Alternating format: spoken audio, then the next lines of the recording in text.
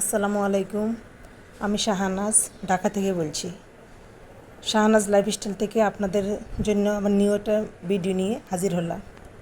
যে যেখান থেকে আমার ভিডিও দেখেন কি দেখেন না, সবাইকে অসংখ্য ধন্যবাদ। আজকে লেবু পানি দিয়ে সকালবেলা শুরু করলাম। সকালবেলা লেবু পানি খাইলে শরীরের রোগ প্রতিরোধ ক্ষমতা বাড়ে, যেন লেবু পানি প্রতিদিনই খেয়ে থাকি। বাচ্চার বাবার জন্যই তৈরি করলাম।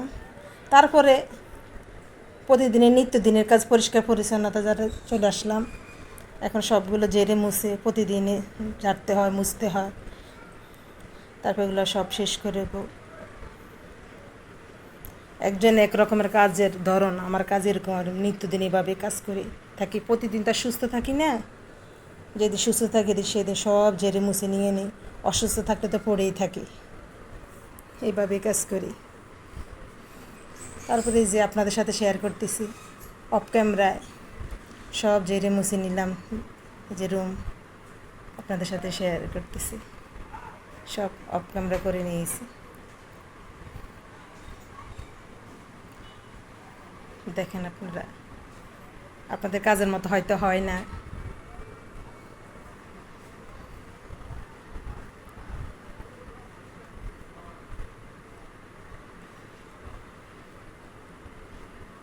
একজনের রুম ডেকোরেশন একরকম, যে এরকম আমার রুম সাজানো।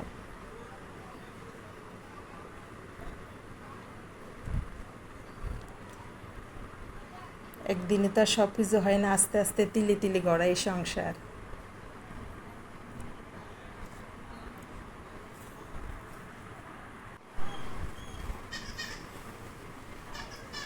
তারপর হেল্পিং হ্যান্ড কাজ করতেছে, উনি উনার মতো করে কাজ করতেছে। ওনাকে দেখাই দিতে হয় না, আমার হেল্পিং হ্যান্ডটা অনেক বছর ধরে কাজ করে। উনি কাজ করতেছে।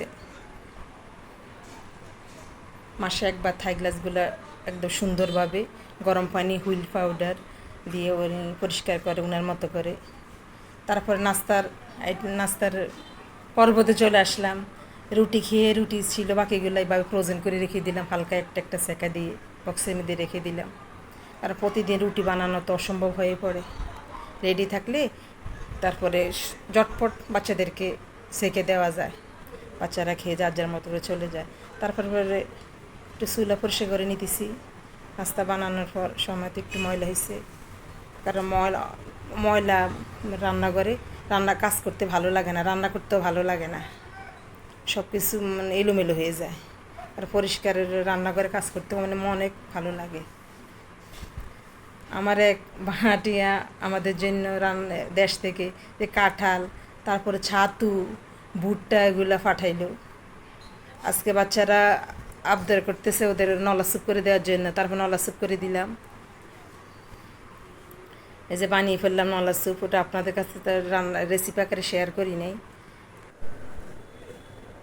এই যে বাজার থেকে নান রুটি নিয়ে আসলাম, বাচ্চারা খাবে নান রুটি দিয়ে। তারপরে খাওয়া দাওয়া সব শেষ করলাম। এখন আপনাদের কাছ থেকে বিদায় নিতে হয়। যদি আমাদের ভিডিওটি ভালো লাগে তাহলে লাইক করবেন, কমেন্ট করবেন, শেয়ার করবেন। যদি ভুল হয়ে থাকে তাহলে ক্ষমা সুন্দর দৃষ্টিতে দেখবেন। আল্লাহ হাফেজ।